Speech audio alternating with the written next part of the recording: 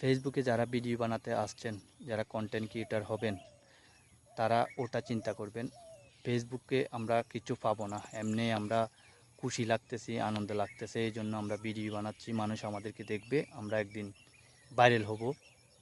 টাকা কামানোর চিন্তা কথা বাদ দেন। টাকা আগে যারা কামাইতো তারা কামিয়ে ফেলছে, এখন কামাইতে পারবেন না, কারণ এখন তো 7% সরকারকে ট্যাক্স দিতে হবে, বুঝছেন? সে কথা বাদ দিলাম। ফেসবুকে কাজ করবেন, ভালো করে কাজ করেন, নিজের স্বার্থ না ভেবে কাজ করেন। ফেসবুকে আমি কখনো সফল হতে পারবো না, এমনিই ভিডিও বানাচ্ছি, এমনি মানুষকে দেখানোর জন্য, এভাবে কাজ করেন, দেখবেন একদিন সফল হতে পারবেন।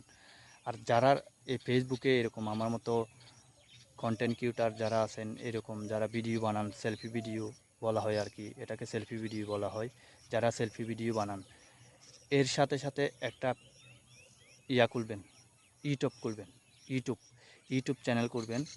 ইউটিউব চ্যানেলে যে ভিডিওটা আমরা করতেছি ওটা কিন্তু ইউটিউব চ্যানেলে ছাড়তে পারবেন। আমি যে ভিডিওটা করতেছি ওটা আমার ফেসবুকে ছাড়বো, আবার ইউটিউব চ্যানেলে ছাড়বো। তাহলে আপনারা যদি ইউটিউব চ্যানেলে ছাড়েন তাহলে ওখান থেকে ইনকাম পেতে পারেন। আবার ফেসবুকের ভিডিও যেটা ছাড়বেন, যে আমি ভিডিও যেটা করতেছি না, এটা আমি ইউটিউবে ছাড়বো, আমার এই ফেসবুকে ছাড়বো।